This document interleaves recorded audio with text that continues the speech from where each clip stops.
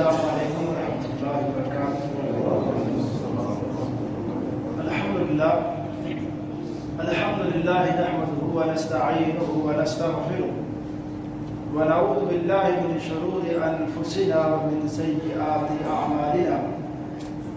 من يهده الله فلا مضل له ومن يضلل فلا هادي له، ونشهد ان لا اله الا الله وحده ونشهد ان سيدنا ومولانا محمدا عبده ورسوله، اما بعد فان خير الحديث كتاب الله وخير الهدي هدي محمد صلى الله عليه وسلم، وشر الأمور محدثاتها وكل محدثة بدعة وكل بدعة ضلالة وكل ضلالة في النار۔ اللهم صل على محمد وعلى آل محمد كما صليت على إبراهيم وعلى آل إبراهيم إنك حميد مجيد۔ اللهم بارك على محمد وعلى آل محمد كما باركت على إبراهيم وعلى آل إبراهيم إنك حميد مجيد۔ أعوذ بالله السميع العليم من الشيطان الرجيم من همزه ونفخه ونفثه، بسم الله الرحمن الرحيم، ومن شر النفاثات في العقد۔ ہر قسم کی تحمید و ستائش کی بڑائی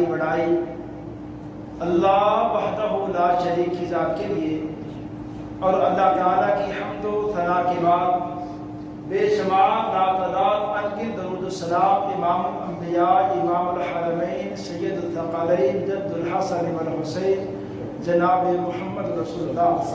صلی اللہ علیہ وسلم کی ذات اقدس و ذات طیبہ پر۔ حضرات، ہمارے معاشرے کے بڑے اہم مسائل میں سے ایک مسئلہ یہ ہے کہ یہاں لوگ حسد و بغض اور جادو اسے اس طرح کے مسائل سے دوچار ہیں۔ یہ پاک و ہند کا بالخصوص خطہ ہماری اس خطے کے اندر لوگوں میں جو توہم پرستی ہے کہ تھوڑی تھوڑی بات پہ وہم کے اندر مبتلا ہو جاتے ہیں، اس وجہ سے بعض ایسے مریض جن کے اوپر جادو نہیں بھی ہوتا، جنات کا حملہ نہیں بھی ہوتا، وہ بھی سمجھتے ہیں کہ ہمارے اوپر کوئی نہ کوئی جادو ہے، اور کسی نہ کسی رشتہ دار اپنے قریبی کے وہ بہت زیادہ خلاف ہو جاتے ہیں کہ فلاں بندے نے میرے اوپر جادو کیا ہے۔ آج کے اس خطبہ جمعہ میں میں انشاءاللہ اللہ تعالیٰ کی توفیق سے جادو کی جو صحیح حقیقت ہے اس کے حوالے سے بھی گزارشات کروں گا، اور کس مریض کے اوپر جادو ہے، جنات کا حملہ ہے، اس کی کیسے پہچان ہے، اور یہ جادو آخر ہے کیا، اور اس کا علاج ہمیں کیسے کرنا چاہیے، اور کن لوگوں سے بچنا چاہیے، اس حوالے سے آج کے خطبہ میں انشاءاللہ میں گفتگو کروں گا۔ سب سے پہلے جادو کیا ہے؟ جادو ایک چھپا ہوا مخفی عمل ہے اور شیطانی عمل ہے، اس کے اندر تو خیر نہیں ہے۔ اس کے شیطانی عمل ہونے کی ایک تو دلیل یہ ہے کہ ہمارے پیغمبر علیہ السلام نے جو 7 بڑے گناہوں کا تذکرہ کیا کہ سب الموبقات، کہ وہ 7 گناہ جو انسان کو ہلاکت بربادی میں مبتلا کرنے والے ہیں، ان میں فرمایا الشرک باللہ، سب سے پہلے فرمایا اللہ کے ساتھ شرک کرنا، اور دوسرے نمبر پہ فرمایا السحر، جادو، یہ بھی اللہ تعالیٰ کو ناراض کرنے والا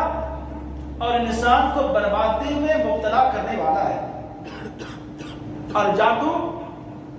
یہ ایک ایسا عمل ہے جس کے بارے میں قرآن پاک کے اندر یہ اشارہ کیا گیا ہے کہ یہ جادو جس بندے پہ اثر کرتا ہے اور جادوگروں کا بھی جو سمجھنے والے ہیں، جاننے والے ہیں، وہ اس بات کو سمجھتے ہیں کہ وَيَتَعَلَّمُونَ مَا يَضُرُّهُمْ وَلَا يَنْفَعُهُمْ، کہ جس بندے کے اوپر جنات کا حملہ ہو، جادو کا اثر ہو، یہ جادو اور جنات انسان کو نہیں نفع دے سکتے نہ ہی نقصان دے سکتے، البتہ وہی نقصان پہنچا سکتے ہیں جو اللہ چاہے، اللہ بإذن اللہ، اللہ کا حکم ہوگا، اللہ چاہے گا، کیونکہ یہ جنات، یہ جادو انسان پر اثر انداز ہو کے انسان کو نقصان بھی پہنچا سکتے ہیں۔ وہ نقصان انسان کے معاشی معاملات کا ہو سکتا ہے، اس کے گھریلو معاملات کا ہو سکتا ہے، اس کی صحت کا ہو سکتا ہے۔ اس بارے میں ہمارے جو معاشرے کے اندر ہمارے تجربات اس پہ دلیل ہے کہ ہم ایسے مریض دیکھتے ہیں، ہمارے ایسے مریضوں کے ساتھ واسطے سب کے رہتے ہیں، اور حدیث کے اندر کچھ واقعات بھی ہیں جن واقعات سے اس بات کا واضح ثبوت ملتا ہے کہ جادو ہے حق، جادو کی حقیقت ہے، اس کا انکار نہیں کیا جا سکتا، بلکہ ہمارے پیغمبر علیہ الصلوۃ والسلام پہ جادو کا اثر ہوا۔ یہودیوں نے اللہ کے رسول علیہ الصلوۃ والسلام پر جادو کیا اور بڑا خطرناک قسم کا جادو کیا، لیکن ہمارے پیغمبر علیہ الصلوۃ والسلام جیسی جو پاکیزہ شخصیت ہے، آپ کے اوپر اس کا اثر صرف اتنا ہوا کہ بعض اوقات آپ کو لگتا ہے کہ آپ نے فلاں کام کیا ہے، حالانکہ وہ کام نہیں کیا ہو، تھوڑا سا وہم آتا، لیکن دینی معاملات میں جو وحی کے معاملات ہیں، وہ معاملات زندگی آپ کے ذرا بھی آپ کے متاثر نہیں ہوئے۔ اور اس طرح جادو کے حوالے سے قرآن حکیم کے اندر بھی ایک واضح اشارہ یہ ہے، جو قرآن پاک کی آخری سورت سے پہلے والی سورت فلق ہے، اس میں یہ آیت بتاتی ہے کہ وَمِن شَرِّ النَّفَّاثَاتِ فِي الْعُقَدِ، کہ آپ اپنے رب سے کہیں کہ میں ان گروہوں کے اندر پھونک مار کر جادو کرنے والی جو عورتیں ہیں یا جو مرد ہیں، میں ان کے شر سے بھی پناہ طلب کرتا ہوں۔ کہ اصل میں پیغمبر علیہ الصلوۃ والسلام پر جو جادو کیا گیا تھا نا، اس کے حوالے سے بعض روایات میں آتا ہے کہ وہ ایک یہودی عورتیں تھیں، دو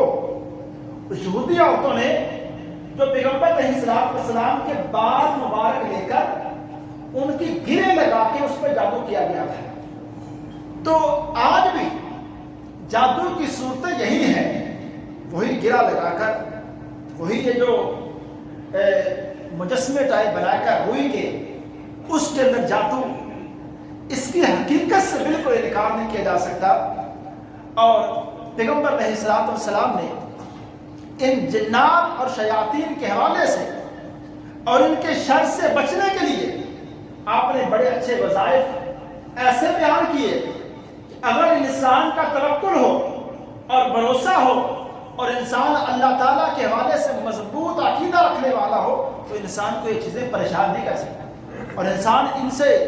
اس قدر زیادہ نقصان سے بچ سکتا ہے اگر انسان صحیح عقیدے کے ساتھ اور صحیح توکل کے ساتھ۔ اور اس میں ایک بہت بڑے سکالر ہیں حافظ ابن القیم رحمہ اللہ، وہ فرماتے ہیں کہ مسلمان اس بات پہ کیوں نہیں سوچتے،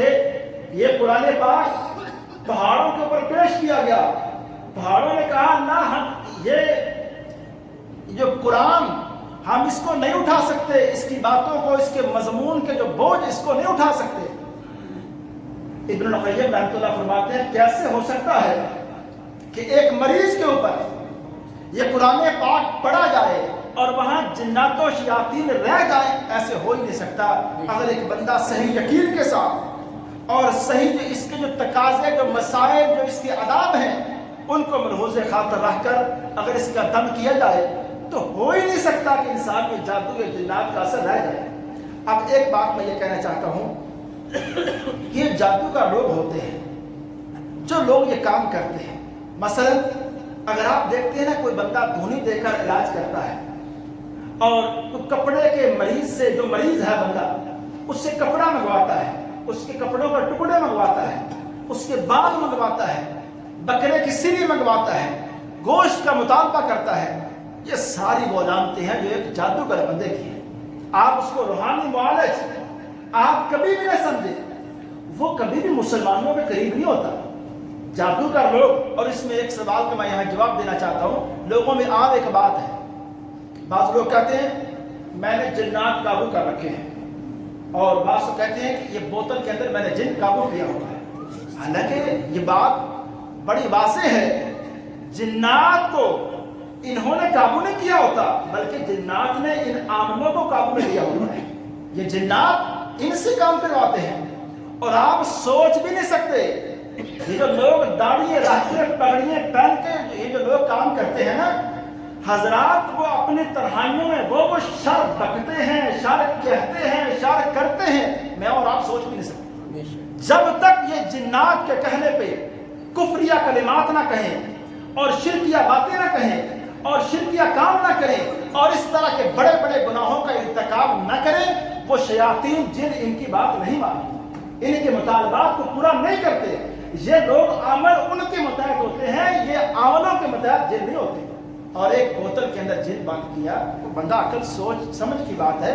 کہ اس کو جناب، یہ ہم بھی جانتے ہیں، احادیث کے اندر ہم نے بھی پڑھا ہے کہ وہ بھی خوراک تو کھاتے ہیں نا، کھانا پینا تو ان کا بھی ہے، تو اس بوتل میں کون کھانا پہنچا ہے، کون ان کی زندگی کا ضامن ہے؟ خواہ مخواہ کے وہ جھوٹ، وہ شعبدہ بازی والی باتیں۔ اصل میں یہ لوگ ہمارے کمزور عقیدے، ہمارے کمزور اللہ پہ توکل اور ہمارا بیماری سے ڈر جانا، اس کا وہ فائدہ اٹھاتے ہیں اور ایسی ایسی باتیں۔ اور دیکھیں ہمارے ہاں ہوتا بھی ایسے ہے کہ ایک بندہ اپنے کچھ معاملات کے لیے اتنا پریشان ہوتا ہے کہ وہ نفسیات کا مریض بن جاتا ہے، اور ایسے بندے کو چاہیے تو یہ کہ کسی ماہر نفسیات کو دکھایا جائے، اس کا علاج کروایا جائے۔ تھوڑا سا بندہ ڈپریشن کا مریض بنا نہیں، اس بندے کو جادو جنات کے ساتھ جوڑ دیا جاتا ہے، اور پھر وہ بندہ اگر کسی سمجھدار بندے کے پاس جائے، اس سے وہ کہہ دے کہ بھائی آپ کے پاس جادو نہیں ہے، جنات کا اثر نہیں ہے، آپ کا مسئلہ اور ہے، وہ بندہ بڑی آسانی سے کہہ دیتا ہے کہ اس بندے کو میرا مسئلہ پتہ ہی نہیں، میں تو اس کی بات مانوں گا جو کہے گا آپ کے گھر میں بھی جادو ہے، آپ کے گھر میں بھی جنات کا حملہ ہے، وہ بھی پریشانی ہے، آپ کے اوپر بھی کسی نے جادو کیا ہے، وہ بندہ بڑا سچا ہے۔ اس بندے نے جو بات کہی ٹھیک ٹھاک بات کہی۔ یہ جو ہمارے ہاں خیالات ہیں حضرات، ہمیں سب سے پہلے جو مریض اس طرح کا ہو، اس کا جو میڈیکل جو علاج ہے وہ سب سے پہلے ہونا چاہیے جادو۔ اس کا سائنٹیفک طور پہ کوئی بندہ اس کی تشخیص نہیں کر سکتا۔ جادو کے حوالے سے یہ بات ضرور ہے کہ ایک بندہ اس کو وہ میڈیکل کے حوالے سے فٹ ہے، اس کی رپورٹیں ساری کلیئر ہیں، اور آپ نے ماہر نفسیات کو بھی دکھایا، جو آپ علاج کروا سکتے تھے کیا۔ جب ساری رپورٹیں کلیئر آ رہی ہیں پھر بھی مریض، اس کی نیند ڈسٹرب ہے، اس کے معاملات گھر کے ایسے ڈسٹرب ہیں، خاص طور پہ جادو کی بڑی علامات میں سے یہ چیز ہوتی ہے۔ ایک بندہ اپنے کاروباری معاملات کے اندر بالکل ٹھیک ہے، اپنے بازار کے اندر، محلے کے اندر بالکل ٹھیک ہے، لیکن جیسے گھر کے اندر آتا ہے اس کا بولنے کا انداز بدل جاتا ہے۔ لیکن اس کے پیچھے بھی ہر دفعہ جادو نہیں ہوتا۔ جب وہ گھر میں آ کے لڑائی کرے گا باہر ٹھیک رہے گا، گھر میں آ کے لڑائی کرے گا اور گھر کے ایک فرد سے لڑائی کرے گا، بعض اوقات اس کے پیچھے بھی لازمی طور پہ جادو نہیں ہوتا، بعض اوقات دونوں کا یا میاں بیوی کا اس معاملے پہ ایسا تنازع چل رہا ہوتا ہے، ایسی باہمی نفرت پیدا ہو چکی ہوتی ہے باتوں کی وجہ سے یا کسی کام کی وجہ سے، تو وہ اصل نفرت کی وجہ سے وہ بندہ جب اپنی بیوی کو دیکھتا ہے، اپنی بہن کو یا کسی بھی گھر کے فرد سے جب وہ نفرت کرنے لگتا ہے، اس سے بات بات پہ لڑے گا،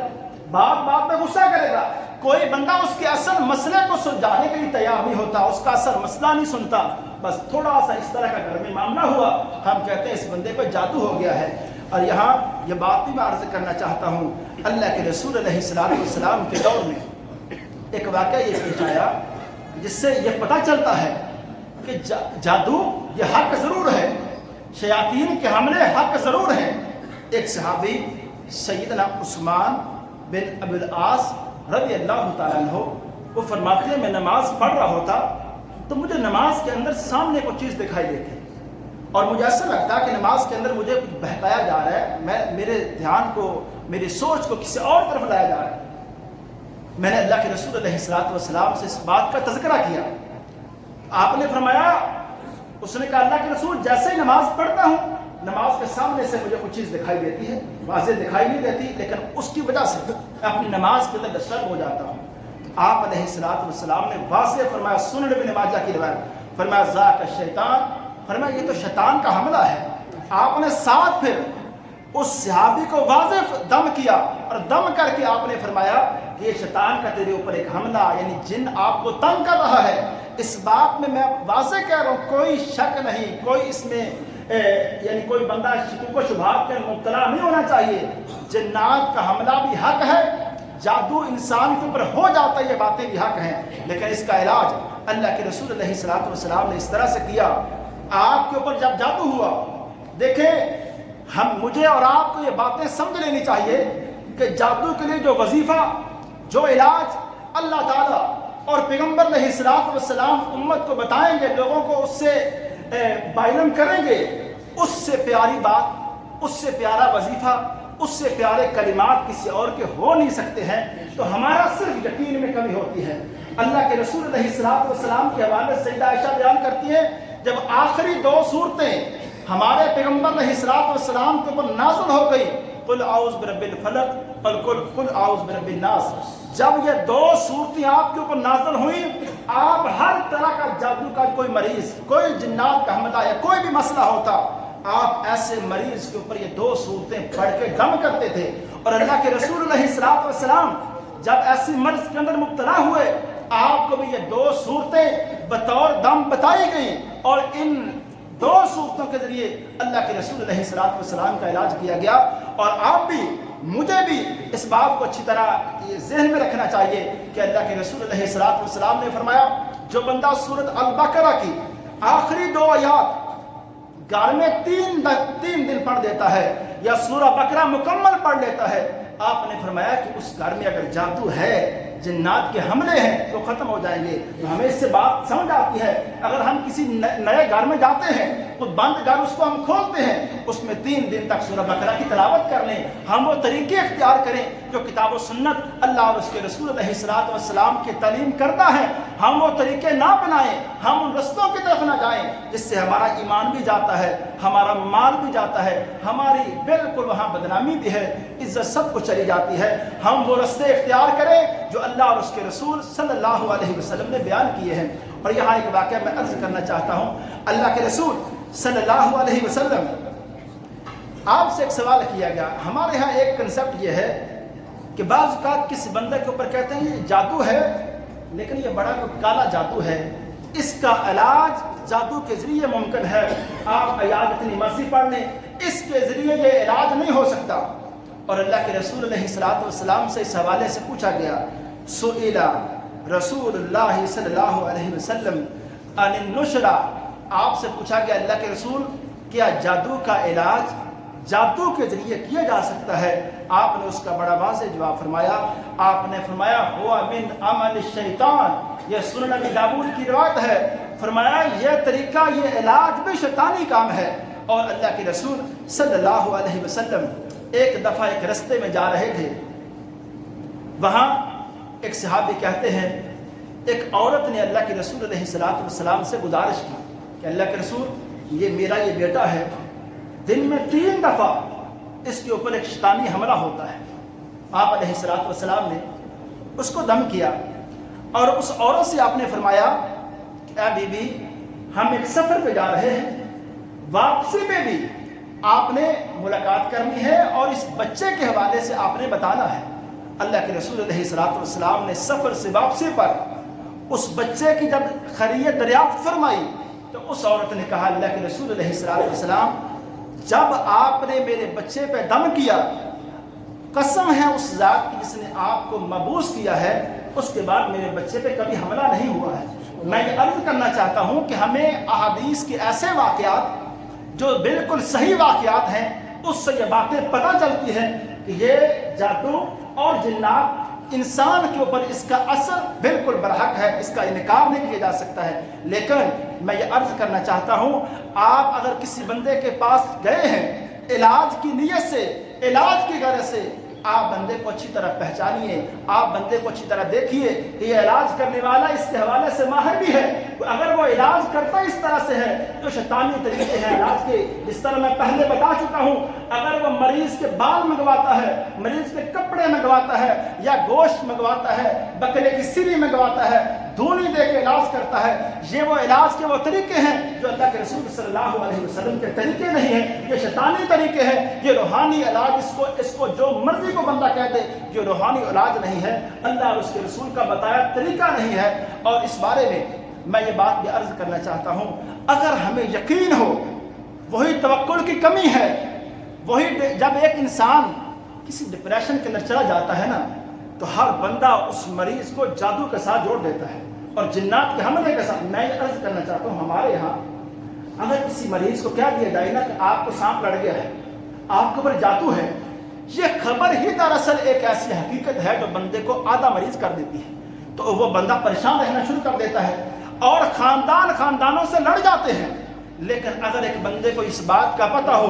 کہ اگر جادو بھی ہے، کوئی مسئلہ بھی ہے، میرا یقین ہونا چاہیے کہ اللہ کے رسول صلی اللہ علیہ وسلم نے فرمایا ہے آخری 2 سورتیں پڑھ کے اگر دم کیا جائے 7 مرتبہ، اس مریض کے اوپر اگر جنات کا حملہ ہے وہ بھی ختم ہو جائے گا، اگر جادو وہ بھی ختم ہو جائے گا۔ اور اسی طرح اہل علم کا غور و فکر کے بعد سورہ یوسف کے بارے میں ایک تجربہ ہے، کہتے ہیں اہل علم مفسرین، بڑے مفسرین عربی کے جو تفسیر ہیں ان کے اندر بھی یہ بات لکھی ہے کہ سورہ یوسف کا مضمون ایسا ہے، اور مفسرین کو اس تحقیق سے پتہ چلتا ہے اگر ان دنوں میں جب ایک انسان ڈپریشن کے مرض میں چلا گیا ہے یا پریشانی کے اندر مبتلا ہو گیا ہے، اگر سورہ یوسف کے مضمون کو پڑھے، اس میں غم دیکھے نبی یعقوب کا، کہ نبی یعقوب 25 سال کم از کم ایک غم کے اندر رہے ہیں، بچے کی ایک ان سے جدائی، اور ایسی جدائی کہ جس کے اندر رو رو کے اللہ کا پیغمبر آنکھوں کی بنائی چلی گئی ہے، اور جو گم ہونے والا ہے، جو اپنے باپ سے جدا ہونے والا ہے بیٹا، وہ بھی اللہ کا پیغمبر نبی یوسف ہیں، وہ اپنے باپ سے دور ہے، باپ بیٹے سے دور ہے۔ میرے بھائی یہ واقعات پڑھ کے انسان کو حوصلہ ملتا ہے کہ جب اللہ آزمانے پہ آئے، اللہ امتحان لینے پہ آئے، اللہ نبی یعقوب کا امتحان لے لے۔ 25 سال تک اللہ کا پیغمبر ہاتھ اٹھا کے دعائیں کرے، اللہ وہ نبی یوسف واپس نہ کرے اور نبی یوسف کو باپ نہ ملے۔ تو میں عرض کرنا چاہتا ہوں ہمیں اس سے حوصلہ لینا چاہیے۔ بعض اوقات انسان کے اوپر آزمائشیں آ جاتی ہیں، اور اللہ تعالیٰ کا قرآن پاک کے اندر یہ فیصلہ ہے کہ ہم دنیا کے اندر لوگوں کو جو بسنے والے ہیں ان کو ہم آزمائشوں کے اندر مبتلا کرتے ہیں، معاشی معاملات کے اندر، گھریلو پریشانیوں کے اندر مبتلا کر کے ہم ایک انسان کا امتحان لینا چاہتے ہیں کہ ایسی پریشانیوں میں انسان میرے سے تعلق کیسا رکھتا ہے، اس انسان کا اللہ تعالیٰ کے اوپر توکل کتنا ہے۔ اصل امتحان ہی تو وہ ہے، اصل پریشانی کے ایام میں، جیسے اللہ کے پیغمبر علیہ الصلوۃ والسلام کا کیا ہی پیارا وہ فرمان ہے، آپ نے فرمایا اگر انسان، اللہ فرماتے ہیں جو بندہ خوشحالی کے ایام میں مجھے یاد کرتا ہے، خوشحالی کے ایام میں یاد کرتا ہے کہ یہ جو خوشحالی ہے، یہ مال کی فراوانی ہے، یہ صحت میرے پاس ہے، میرے گھر میں جو خوشیاں ہیں، جو اطمینان ہے، میرے رب کا فضل ہے۔ ایسا سلیمان علیہ السلام نے اتنی بڑی بادشاہی ملنے کے بعد کہا لوگوں یہ سب کچھ اللہ کا فضل ہے۔ ذوالقرنین مشرق مغرب زمین کے 3 بڑے حصوں کو فتح کرنے کے بعد انہوں نے کہا لوگوں یہ اللہ کا فضل ہے، یہ میری اپنا کمال نہیں، میرا دعویٰ نہیں، یہ سب کچھ میری قابلیت کا نتیجہ ہے، یہ سب کچھ میری مہارتوں کا نتیجہ ہے۔ جو بڑے لوگ ہوتے ہیں، جو اللہ والوں کا طریقہ ایسا ہے، خوشحالی کے ایام میں اپنے باتوں میں اللہ کو یاد کرتے ہیں، وہ ان کا ہر کلمہ، ہر گفتگو کا حصہ اس میں اللہ تعالیٰ کا ذکر ہوتا ہے، اللہ تعالیٰ کو یاد کیا جاتا ہے۔ تو پیغمبر علیہ الصلوۃ والسلام نے فرمایا، اللہ تعالیٰ فرماتے ہیں جو بندہ خوشی کے ایام میں، خوشحالی کے ایام میں اللہ فرماتے ہیں جو مجھے یاد کرتا ہے، پھر پریشانی کے لمحات میں میں اس بندے کو یاد کرتا ہوں، میں اس بندے کا خیال کرتا ہوں۔ تو اصل انسان کا اپنے رب کے اوپر ایسا توکل، ایسا بھروسہ اور ایسا ایک رب کے ساتھ تعلق ہونا چاہیے جو نبی یعقوب ہے علیہ الصلوۃ والسلام۔ اس سے ہمیں حوصلہ ملتا ہے نا، اگر ہم بیمار ہیں، ہماری بیماری ہفتے سے مہینے میں اور مہینوں سے سال میں بدل جائے، ہم مایوسی کی طرف چلے جاتے ہیں، ہم اللہ کے اوپر بھروسہ کمزور کر کے ہم ان رستوں پہ علاج کی طرف چلے جاتے ہیں جو کتاب و سنت کے طریقے نہیں۔ ہم بھی جانتے ہیں اور بعض اوقات ہمارا ضمیر ہمیں بتا رہا ہوتا ہے یہ جس رستے پہ آپ جا رہے ہو اس رستے پہ ایمان بھی جائے گا، مال بھی جائے گا، عزت بھی جائے گی، لیکن انسان بس ایسا مایوس ہو چکا ہوتا ہے، کہتا ہے بس کسی طرح مجھے صحت مل جائے، کسی طرح میرے مالی معاملات حل ہو جائیں. لیکن وہ انسان پتہ نہیں کیوں نہیں سوچتا اگر وہ انسان اپنے رب کے سامنے رات کی تنہائیوں کے اندر رات کے پچھلے پیر اپنے رب کے سامنے اپنا سارا مسئلہ رکھے تو میرے بھائی جو مجھے صحت دینی ہے، جب میرا آپ کا صدقہ یہ ایمان ہے اللہ نے دینی ہے،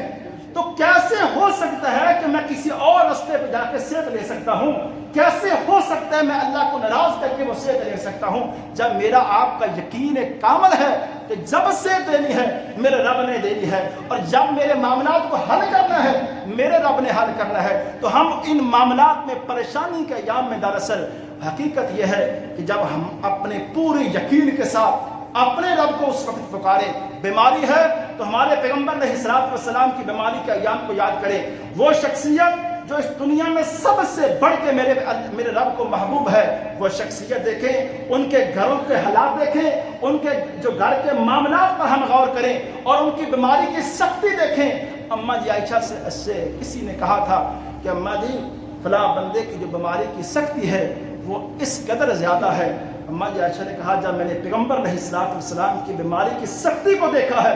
اور آپ کے آخری ایام کی سختی کو دیکھا ہے مجھے کسی اور کی سختی کی پرواہ نہیں ہے. میں نے دیکھا ہے کہ پیغمبر علیہ الصلوۃ والسلام نے کیسے بخار کے وہ ایام، عبداللہ ابن مسعود کہتے ہیں میں پیغمبر علیہ الصلوۃ والسلام کے پاس چل گیا، آپ کے اوپر لحاف تھا، ایک کمبل تھا، میں نے اس کے اوپر ہاتھ رکھا، بخار کی تپش کمبل کے اوپر سے محسوس کی جا رہی تھی. ایسی بیماری کا ایام میں آپ صرف اور صرف یاد کر رہے ہیں اپنے رب کو، اپنے رب کی تعریف، اپنے رب کی حمد. مزہ تب آتا ہے نا ایمان کا، اس رب کے اوپر یقین کا. بیماری کے ایام ہوں، لوگ ہر طرح سے پریشان کر رہے ہوں. میں پھر دوبارہ حوالہ دینا چاہتا ہوں نبی یعقوب علیہ السلام کا. کبھی اس واقعہ پہ ہم غور کر لیں کہ نبی یعقوب بیٹے تنگ کر رہے ہیں، ابو جی آپ یہ باتیں چھوڑیں کہ یوسف مل جائے گا. یوسف نہیں ملے گا. کہا بیٹو تم وہ باتیں نہیں جانتے ہو جو میں جانتا ہوں اپنے رب کے حوالے سے. جو یقین میرا ہے میرے رب کے حوالے سے وہ یقین تمہارا نہیں ہے. نبی یعقوب کا وہ یقین تھا. تو اللہ تعالیٰ نے پھر دیکھیں نبی یعقوب کو یوسف میں ملایا اور ایسی حالت میں ملایا جسے دیکھ کر خوش ہو گئے. وہ سارا فقر، وہ ساری فقیری، ایسے حالات میں نبی یعقوب کو یوسف ملے تھے جب نبی یعقوب کے اپنے حالات ایسے ہو گئے تھے کہ کھانا پریشانی والا مسئلہ بن گیا تھا، فقر قحط سالی آ گئی تھی. لیکن اب ملے ہیں بادشاہ ہیں، ایک بڑے علاقے کے وزیر خزانہ ہے. اللہ تعالیٰ نے یہ ساری عظمتیں کیوں دی؟ وہ جو صبر ہے، وہ جو رب کے اوپر یقین کامل ہے. اگر ہم صحابہ کرام کے بھی اس حوالے سے واقعات کو پڑھیں پریشانی کے ایام میں ہمیں ان سے بڑا حوصلہ ملے گا. تو میرے بھائیوں میں آپ سب سے گزارش کروں گا، جادو ہو، جنات کے حملے ہوں، ہمیں ان کا انکار نہیں کرنا چاہیے، لیکن ہمیں یہ یقین ہونا چاہیے کہ اگر ہم وہ وظائف جو ہمیں کتاب و سنت کے اندر بتائے گئے ہیں، اللہ کے رسول علیہ الصلوۃ والسلام نے فرمایا قرآن کی آخری 2 صورتیں، سورہ بقرہ کی آخری 2 آیات اور سورہ فاتحہ، یہ وہ دم ہیں. اور حدیث پاک کے اندر ایسے دم بتائے گئے ہیں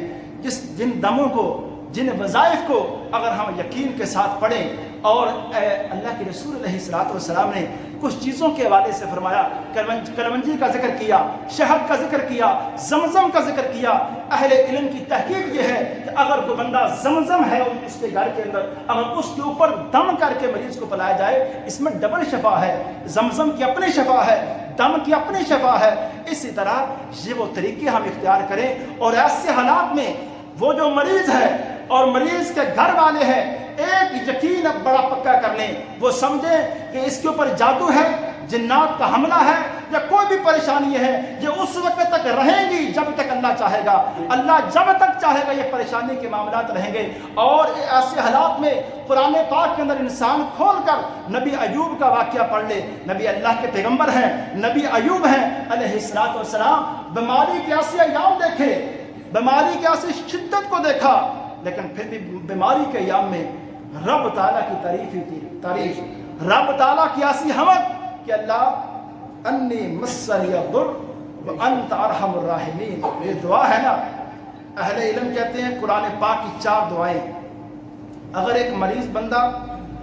نبی ایوب کے وظیفے کو پکا کر لے اور ایسی فیلنگ کے ساتھ، ایسے جذبات کے ساتھ جو نبی ایوب کے ہیں کہ تکلیف کے اندر ہیں، پریشانی کے اندر ہیں، اور الفاظ کیا ہیں؟ انی مسنی الضر وانت ارحم الراحمین، اللہ مجھے تکلیف پہنچی ہے، اللہ تو سب سے بڑھ کے رحم کرنے والا ہے۔ اب اس جملے پر ذرا توجہ کریں، دھیان دیں، ہے بیماری، ہے پریشانی، اور آپ کی تعریف کیا کر رہے ہیں؟ اللہ تو سب سے بڑھ کے رحم کرنے والا ہے، یعنی اللہ یہ جو میری بیماری ہے، یہ میری تکلیف، اللہ تیرا کوئی ظلم نہیں ہے، اللہ یہ تو سب سے بڑھ کے رحم کرنے والا ہے۔ اور اگر انسان کے حالات تنگ ہو، کسی مصیبت میں انسان پھنس جائے، تو نبی یونس کا واقعہ ذہن میں رکھ کے لا الہ الا انت سبحانک انی کنت من الظالمین، اگر وہی واقعہ وہی جذبات انسان ذہن میں رکھے، اللہ جب تو چاہے نبی یونس کو مچھلی کے پیٹ سے بچا سکتا ہے، اللہ میری پریشانی تو اتنی بڑی پریشانی نہیں ہے، میرے معاملات تو اتنے پریشان کن نہیں ہے، وہ جو پریشانی نبی یونس علیہ السلام، اللہ میں دیکھتا ہوں اس پریشانی سے باہر آنا تو ظاہری امکان ہی نہیں ہے، وہ تو معجزاتی طور پہ ایک واقعہ ہے۔ اسی طرح نبی یعقوب علیہ السلام کی دعا ہے فصبر جمیل، جب ایک انسان کسی کو تنگ کر رہا ہے اور ایک بندہ مظلوم ہے، اپنا بدلہ نہیں لے سکتا اور اپنے معاملات میں بے بس ہے، تو نبی یعقوب کے اس دعا کو پڑھے فصبر جمیل واللہ المستعان علی ما تصفون، میرا صبر ہے اور میں سب سے بڑھ کے، اہل علم کہتے ہیں صبر جمیل کیا ہے؟ کہ اچھا صبر، وہ صبر کیا ہے؟ جس صبر کے دوران انسان کبھی رب سے شکوے نہ کرے، کبھی انسان اپنے عقیدے کو کمزور نہ کرے، اس کا توکل کبھی کمزور نہ ہو، وہ اسی طرح مضبوط کھڑا رہے، جیسے کیسے حالات بن جائیں تو اللہ تعالیٰ کے اوپر ایسا یقین رکھے کہ جب میرا رب ہے، میرا رب زندہ ہے، میرا رب میری آزمائش کو، مشکل کو دیکھ رہا ہے اور میری اس پریشانی کو بھی جانتا ہے جو کوئی اور نہیں جانتا ہے، اور بعض تکلیفیں انسان کی ایسی ہوتی ہیں جن کو انسان خود بھی نہیں جانتا، وہ اللہ جانتا ہے۔ جب ایسے یقین کے ساتھ اپنے رب کو انسان پکارے گا تو میرے بھائی کوئی بیماری ہو، انسان کے جیسے کیسے حالات ہوں، اللہ تعالیٰ اس کے دور فرمائے گا، صرف اور صرف ہمارا انسانوں کا اپنے رب کے اوپر توکل اور جو ایمان ہے وہ مضبوط ہونا چاہیے۔ السلام علیکم۔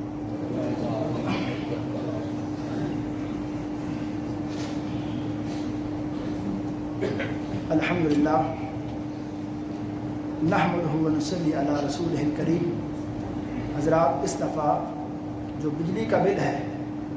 وہ 95,000 سے کچھ اوپر ہے، تو آپ بھائی اس میں تعاون فرما کر جائیں۔ بجلی کا جو بل ہے اس دفعہ 95,000 سے کچھ اوپر ہے، آپ بھائی اس میں تعاون فرما کر جائیں۔ اما بعد فإن خیر الحدیث کتاب اللہ وخیر الہدی ہدی محمد صلی اللہ علیہ وسلم وشر الامور محدثاتها وكل محدثة بدعة